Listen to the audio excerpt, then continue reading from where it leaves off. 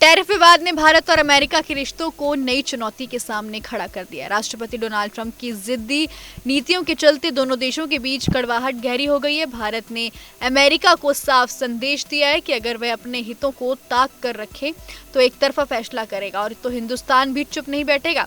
इसी वजह से हाल ही के महीनों में भारत ने न केवल अमेरिका का डटकर सामना किया है बल्कि अपने कूटनीतिक पत्ते भी बेहद चतुराई से खेले हैं।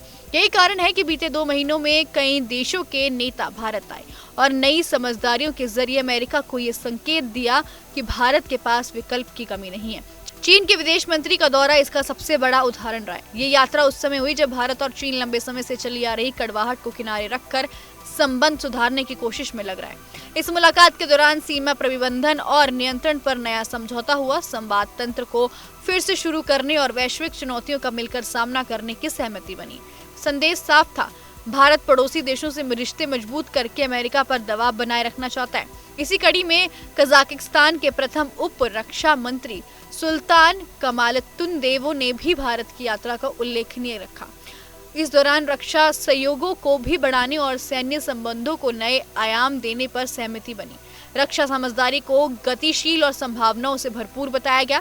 ये अमेरिका के लिए संकेत था कि भारत अपनी रक्षा सहयोगी को अब बहुपक्षीय बनाना चाहता है और केवल एक देश पर निर्भर रहने का पक्षधार नहीं है। वहीं फिलीपींस के राष्ट्रपति मार्कोस की भारत यात्रा ने भी द्विपक्षीय संबंधों में नई ऊर्जा भरी। व्यापार, रक्षा, डिजिटल, तकनीकी और सांस्कृतिक क्षेत्रों में सहयोग की व्यापक कार्य योजना बनी। इंडिया एशियन एफटीए रिव्यू और प्रीफरेंशियल ट्रेड एग्रीमेंट यानी कि पीटीए जैसे समझौते इस यात्रा की खास उपलब्धि रहे।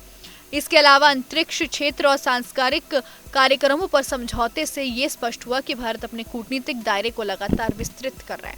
वहीं फिजी के प्रधानमंत्री राबुका का दौरा भी खास चर्चित रहा। पीएम मोदी से मुलाकात के दौरान उन्होंने न केवल भारत के नेतृत्व की तारीफ की बल्कि अमेरिका को भी अप्रत्याशित संदेश दिया कि भारत के व्यक्तित्व और कूटनीति को नजरअंदाज करना आसान नहीं है। इस यात्रा के दौरान दोनों देशों ने रक्षा संबंधों को आगे बढ़ाने और हिंद प्रशांत क्षेत्रों में शांति बनाए रखने के लिए संयुक्त रूप से काम करने की प्रतिबद्धता जताई।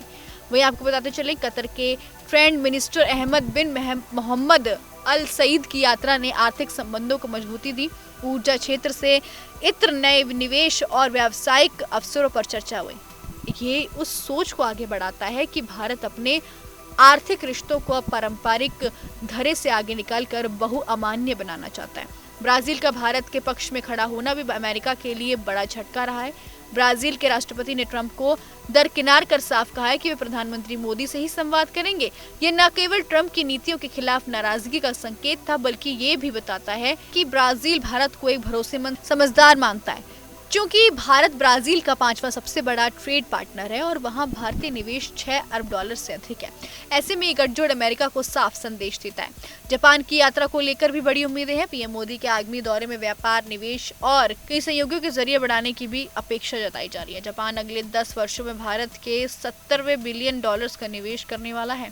सुरक्षा सहयोगों का संयुक्त घोषणा का संशोधन करना भी अहम माना जा रहा है। वहीं संशोधित करना दोनों देशों के रिश्तों के लिए भी मजबूती बनाए रखेगा। इसके बाद चीन और रूस के दौरे अमेरिका के लिए कूटनीतिक दबाव की श्रृंखला और पुख्ता करेंगे। कुल मिलाकर कहा जाए तो ट्रंप की टैरिफ नीति ने भले ही भारत अमेरिका संबंधों में दरार डाली हो, लेकिन भारत ने इस संकट को अवसर में बदल दिया।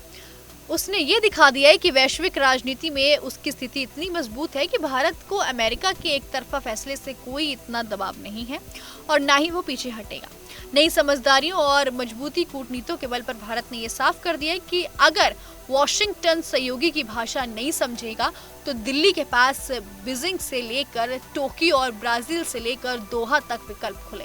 यही वजह है कि आज भारत ने न केवल एक आत्मविश्वासी राष्ट्र की तरह उभर रहा है बल्कि दुनिया को ये संदेश भी दे रहा है कि वैश्विक शक्ति समीकरणों में उनकी भूमिका अब तक कैसी रही है।